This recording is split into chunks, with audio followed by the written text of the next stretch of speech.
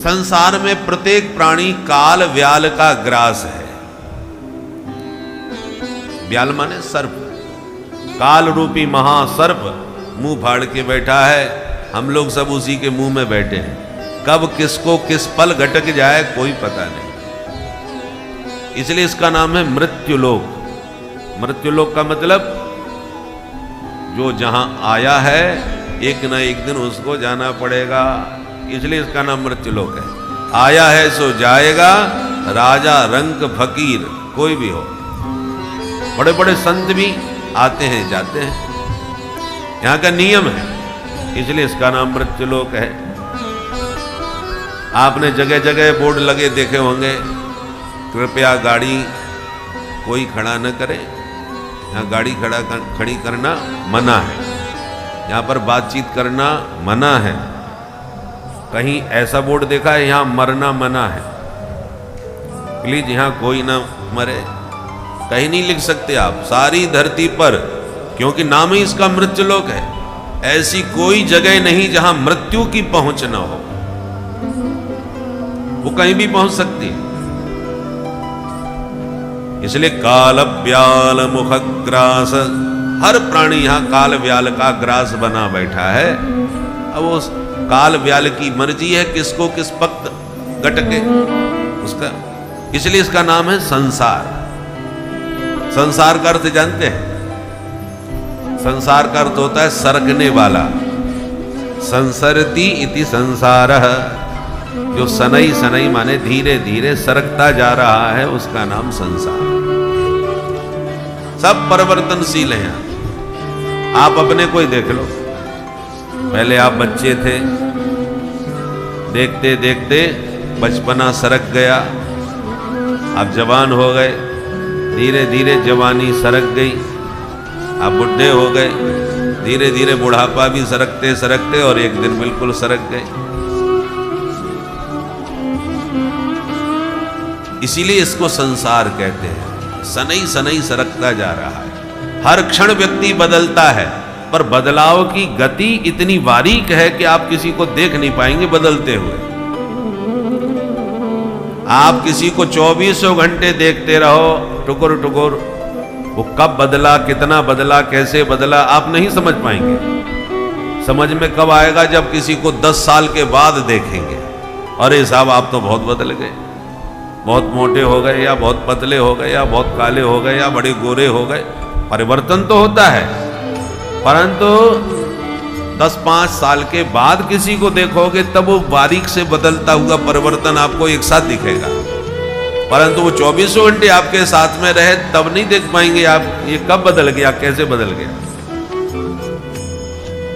इसलिए इसका नाम संसार है। ये बहुत धीरे धीरे बदलता है, सरकता है, और सरकते सरकते एक दिन सरका के ले जाता है, सबकी आंखों से ओझल कर देता है। परंतु ये पक्की बात है, यहां कोई ना परमानेंट, चाहे लगा लो ओ के साबुन, चाहे लगा लो सेंट, यहां पर कोई ना परमानेंट। काम क्रोध मद लोभ मोह के खुले हैं रेस्टोरेंट, काम क्रोध मद लोभ मोह के खुले हैं रेस्टोरेंट, खा लो पी लो मौज उड़ा लो फिर होगा पेमेंट। यहां पर कोई ना परमानेंट, परमानेंट कोई नहीं है। बड़े बड़े दिग्गज लोग आए, धीरे धीरे सब चले गए, कुछ रोके जाते हैं, कुछ हंसते हुए मुस्कुराते हुए जाते हैं। महात्मा लोग तो जीते जी समाधि ले लेते हैं, उनको कोई कष्ट नहीं होता।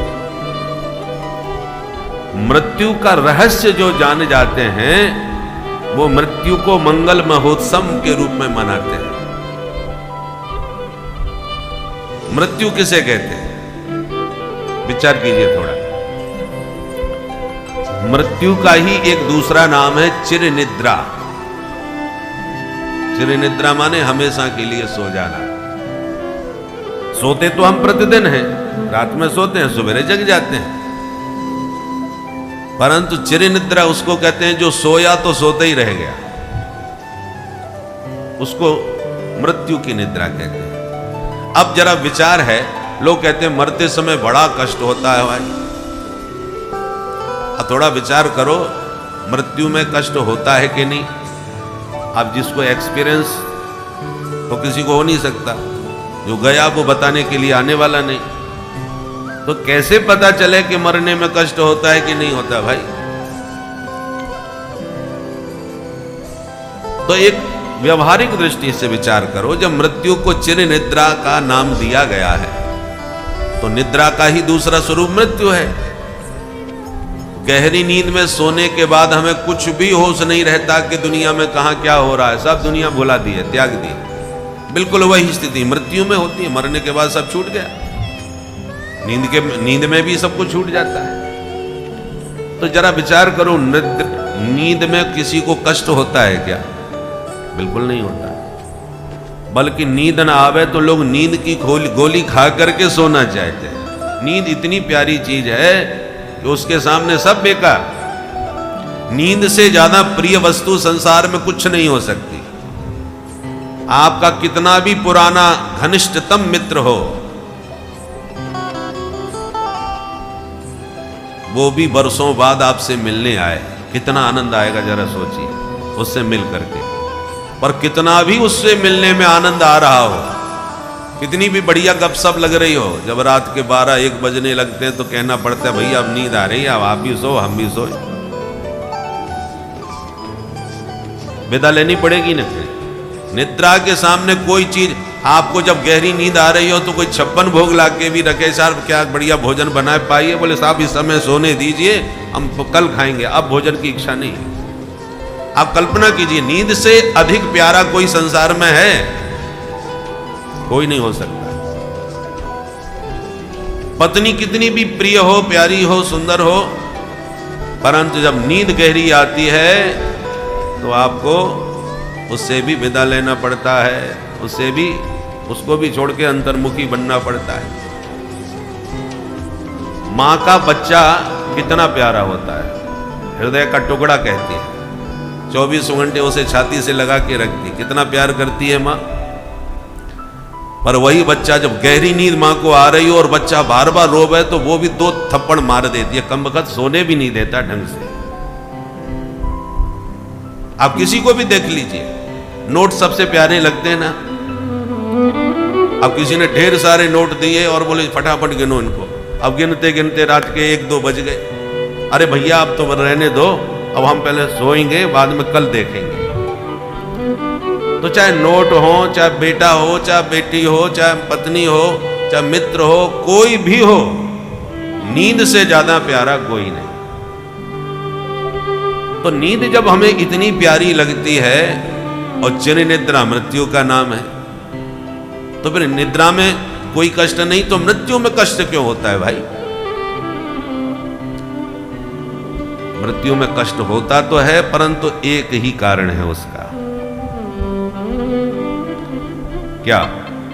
कि आप नींद में जब जाते हैं तो आपको इतना ज्ञान है कि गहरी नींद में सोएंगे, सवेरे जगने के बाद एकदम सारी थकान उतर जाएगी। जितनी गहरी नींद में सोएंगे उतने ही आप ताजगी अनुभव करते हुए जगेंगे, एकदम फ्रेश हो जाएंगे। नींद ना आवे तो थकावट नहीं जाएगी। अब कल ही हम उड़ीसा में कथा संपन्न करके आए, कल कथा संपन्न हुई और यहाँ चालू हो रही, तो वहाँ से तुरंत 5 घंटे का सफ़र करके फिर रायपुर में आए, वहाँ से फ्लाइट पकड़ी, फिर दिल्ली में उतरे रात को, और फिर दिल्ली में जागरण ही करना पड़ा, नींद कहाँ आती एयरपोर्ट पर, और फिर सवेरे की फ्लाइट पकड़ के यहाँ देहरादून आए। तो हमने देखा कि सुविधा तो खूब थी कोई, पर नींद नहीं थी। आने जाने में चलना पैदल थोड़ी चलना पड़ा, परंतु नींद उचित नहीं मिली तो भयंकर थकावट हो गई। अब जब महाराज सवेरे बाल भोग करके जरा आराम कर लिए, तब ताजगी आई। जब नींद पूरी, उसकी कोर्स पूरा हो गया, तब जा करके थकावट उतरी और अब थोड़ी ताजगी आई। तो कहने का मतलब यह है कि नींद के सामने सब फैल, कुछ भी हो, कितनी भी प्रिय हो, परंतु नींद में हमें इतना तो ज्ञान है कि सोने के बाद हम फिर जागेंगे और सोते समय जो हमसे छूट जाता है वो जागने के बाद फिर मिल जाता है। बिना सब कुछ त्यागे आप सो नहीं सकते। थोड़ा भी टेंशन चल रहा हो मस्तिष्क में तो नींद ही नहीं आएगी ठीक से। नींद तभी आती है जब सब कुछ मस्तिष्क से निकल जाए, सबको भुला दिया जाए, सारा संसार छूट जाए, सबको भूल करके ही आप सो पाएंगे। किसी का भी चिंतन चलता रहा तो नींद बढ़िया नहीं आएगी। तो जो सब कुछ आपने मन से त्यागा उसके बाद सोए, परंतु जब जागे तो जो छूटा था वो सब मिल गया। मकान, दुकान, व्यापार, घर परिवार सब मिल गया। इसलिए हमें कोई कष्ट नहीं है, जो खोया वो पाया। पर चिरनिद्रा में जब आंख बंद होती है तो इतना हमें मालूम है कि इस नींद में सोने के बाद जो छूटा तो छूट ही गया, फिर वापस नहीं मिलता। चिरनिद्रा में जब आंख बंद होती है तो आंख बंद करने के साथ ही संसार पूरी तरह और हमेशा के लिए छूट जाता है। घर परिवार, मकान, दुकान, व्यापार सब छूट जाता है। तो मरने का कष्ट नहीं है, छूटने का कष्ट है कि जिस घर परिवार को मैंने इतने वर्षों से सजाया, इतना बड़ा व्यापार मैंने बढ़ाया, इतने मेरे नेमी प्रेमी, इतना घर मैंने संबंध संसार में बनाया, मेरे इतने नेमी प्रेमी लोग हैं जिन जिन से हमारी ममता है। मैं और मोर तोरते माया। माया के ये दो रूप हैं, मैं और मेरा। मैं माने शरीर, हमने मैं के रूप में शरीर को माना है। शरीर से हमारा कितना प्रेम होता है। इस शरीर को चमकाने में हमने कितना रुपया खर्च किया होगा, है? तो जिस शरीर को मैंने इतना सजाया, संभाला, और इस शरीर के संबंधों को मैंने जितना बनाया और संभाला, वो अब न शरीर रहेगा और न संसार रहेगा। तो मृत्यु के कष्ट का कारण कौन बना? आसक्ति, मैं और मेरा। शरीर में आसक्ति, संबंधों में आसक्ति जितनी अधिक होगी, मृत्यु में उतना ही अधिक कष्ट होगा।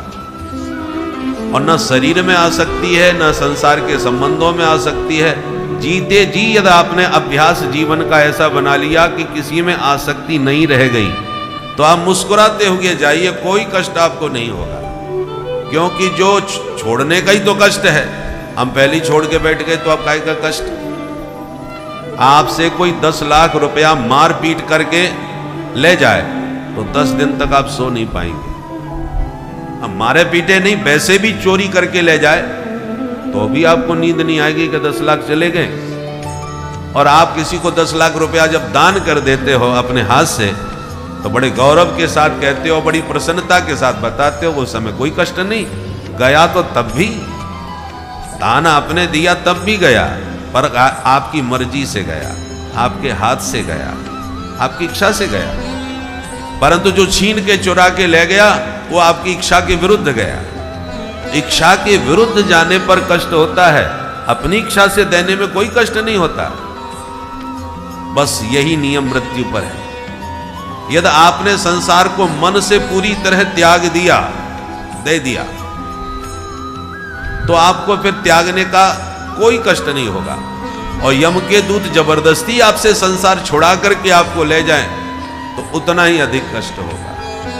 इसलिए हमारे ऋषियों ने जो 4 आश्रम बनाए हैं, पहला ब्रह्मचर्य आश्रम, दूसरा गृहस्थ आश्रम, तीसरा वानप्रस्थ आश्रम और चौथा संन्यास आश्रम। ये 4 आश्रम है।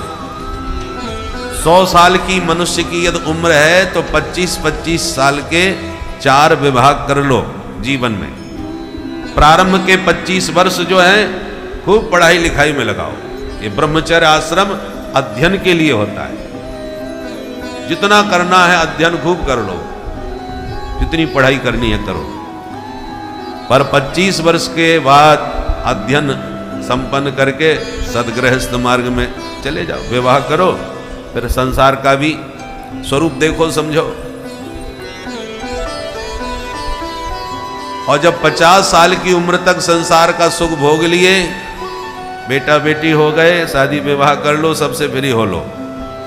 और संसार की सारी जिम्मेवारियां जब 50 वर्ष की उम्र तक पूरी हो जाए तो 50 के बाद 51, 52 ये वन के संकेत मिलने लगते हैं। अब थोड़ा घर से बाहर निकलो, बगल में ये ना वानप्रस्थ आश्रम, माने वन को प्रस्थान करना। वानप्रस्थ का मतलब क्या है? वन की ओर प्रस्थान करो, माने घर से थोड़ा बाहर निकलो। अभी तक 50 वर्ष की उम्र में तो बेटा बेटियों के विवाह, उनकी जिम्मेवारी सब कंधे पे, तो उनका निर्वाह कर लो और फिर सबसे फ्री हो करके 50 के बाद वन की ओर प्रस्थान कर दो। वो है वानप्रस्थ। देखो एकदम कोई चीज छोड़ने में बहुत कष्ट होगा, नहीं छूटेगी, उसका अभ्यास करना पड़ेगा। इतने वर्षों तक जिन परिवार के बीच में इतना घुल मिल करके रहे, उनके बिना तुम रह नहीं पाए। 2 दिन के लिए भी बाहर कहीं जाते थे तो टेलीफोन करके पूछ लेते थे घर में सब ठीक ठाक चल रहा है कि नहीं, दुकान पे कौन गया भाई, आदि आदि सब पूरी जानकारी रखते थे। जिम्मेवारी सब आपके कंधे पर थी। अब इतना जिम्मेवारी जिसकी निभाई, आपको एक झटके में उसको कैसे छोड़ दोगे भाई? समय लगेगा, उसके लिए अभ्यास करना पड़ेगा। जो अभ्यास करते हैं वही छोड़ पाते हैं। अभ्यास कैसे करें? बोले साहब परमार्थ निकेतन में ऋषिकेश में कथा हो रही है, बच्चों से कहा कि तुम लोग जरा घर संभालना, हम 7 दिन जरा कथा सुनेंगे वहाँ। कोई घर वाला भी मना नहीं करेगा, बच्चे भी मना नहीं करेंगे, ठीक है घूम आओ भाई, घूमने के बहाने ही आओ। और 7 दिन तक ऐसा अभ्यास करो कि घर का चिंतन ना बने। पूरी तरह भागवत के चिंतन में, भगवान के चरित्रों का श्रवण करने में, गंगा जी की आराधना में, गंगा जी के दर्शन करते हुए, माने पूरा 7 दिन अध्यात्ममय हो जाए। परमार्थ चिंतन में, परमार्थ निकेतन में है तो परमार्थ चिंतन में ही रहे, परमार्थ में ही रहे, व्यवहार संसार में ज्यादा न फंसे। और फिर मन को टटोल के देखो 7 दिन में ईमानदारी से तुम कितने मुक्त हो पाए, घर को कितना भूल पाए। प्रतिदिन यदि देखो, आजकल तो ऐसा है कि मोबाइल से रोज वीडियो कॉल करके देखते रहो तो फिर छूटा नहीं, वो तो आप मन से तो उधर ही चिपके हो। शरीर से जरूर आ गए बाहर, पर मन तो अभी उधर ही चिपका हुआ है। इसलिए 7 दिन में अभ्यास ऐसा बनाओ कि घर वाले तुम्हारे बिना रहना सीख जाएं, तुम उनके बिना भी रहना सीख लो। 7 दिन के लिए समय निकालो, फिर दोबारा कभी योजना बनाओ कि साहब अब के कार्तिक महीना आ गया है, हमारा मन है अब की बार तो पूरे 1 महीना कार्तिक गंगा नहाएंगे। 1 महीने का अभ्यास बनाओ, और ये तभी होगा जब जिम्मेवारी तुम्हारी पूरी हो जाएंगी। नहीं जिम्मेवारी होगी तो भागना पड़ेगा। धीरे धीरे बच्चों को जिम्मेदार बनाओ। जब आप नहीं रहोगे तो जिम्मेवारी अपने आप उनको निभानी पड़ेगी। जब आप रहोगे तो वो निश्चिंत रहते हैं कि बैठे हैं, सब संभाल लेंगे, हमको क्या जरूरत। जब तक कंधे पर जिम्मेवारी उनके नहीं डालोगे तब तक वो तैयार नहीं होंगे। तो धीरे धीरे इस प्रकार से समय निकालना चाहिए। और जो जो आप इधर समय निकालना प्रारंभ कर दोगे, समय बढ़ाना चालू कर दोगे, उधर बच्चे भी जिम्मेवारी निभाना चालू कर देंगे। आपके बिना रहने का अभ्यास उन्हें बन जाएगा, आपको उनके बिना रहने का अभ्यास बन जाएगा। और फिर धीरे धीरे समय जब बढ़ता गया तो पता चला कि अब की बार तो हमने महाराज जी से कमरा ले लिया है या कमरा बनवा दिया है, हम तो पूरा 1 साल यहीं जमेंगे। कोई विशिष्ट दायित्व तो घर में कोई शादी विवाह हो गया तो चले जाएंगे, नहीं तो ज्यादा से ज्यादा हम यहाँ रहेंगे। श्री धाम वृंदावन में हम जिन भैया जी के यहाँ रहते थे, श्री बिशन चंद सेठ जी नाम था उनका, शाहजहांपुर के थे, सांसद थे, राजनीति से त्यागपत्र दे करके वृंदावन चले आए थे, ब्रजवास किया। तो हम उन्हीं के सानिध्य में रहते थे। तो महाराज एक बार वो अपना घर छोड़ करके, जो राजनीति त्याग करके, सबसे संन्यास ले करके, वो ये उस बात है सन 80 की, 1980 में। तो उस समय तो वृंदावन सचमुच बन ही था, अब तो स्वरूप दूसरा भव्य हो गया है। तो सेठ जी जहाँ इतना उनका ऐश्वर्य था, वो सब छोड़ छाड़ करके जब वन में आए तो जीवन में कभी लौट के घर ही नहीं गए। और जब उनके नाती पोताओं के विवाह का समय आया, बोले भैया जी कम से कम विवाह, अपने नाती पोता के विवाह में तो चलो। तो वो एक ही बात कहते कि यदि हमें अपने बच्चों के नाती पोताओं के विवाह में आऊँगा तो मेरे जो मित्रों के नाती पोता हैं उनके यहाँ भी आना पड़ेगा, व्यवहार बिगड़ेगा। इसलिए जब हमको कहने को हम अपने ही बच्चों के विवाह में नहीं आते तो तुम्हारे विवाह में, तुम्हारे बच्चों के विवाह में क्यों आएंगे? बिल्कुल पूरी तरह से विरक्त होकर के, माने सन्यास भले ही उन्होंने नहीं लिया पर मन से पूरी तरह सन्यासी बन करके आए। और जब उनके परिवार में कोई विवाह होता था तो विवाह की वीडियो बना करके सब परिवार आकर के फिर दादाजी को दिखा देते, देखो दादाजी ऐसे ऐसे विवाह हुआ, और दादाजी खुश हो जाते थे, बस एक दिन मिल ली। ये है असली वैराग्य। केवल कपड़े रंगने से नहीं, मन वहीं रमा हुआ है। सच्चा त्याग कबीर का जो मन से दिया होता, तो अभ्यास करने से धीरे धीरे बन जाती है बात। तो कब संसार छूट गया आपको पता ही नहीं चलेगा, कैसे छूट गया पता ही नहीं चलेगा।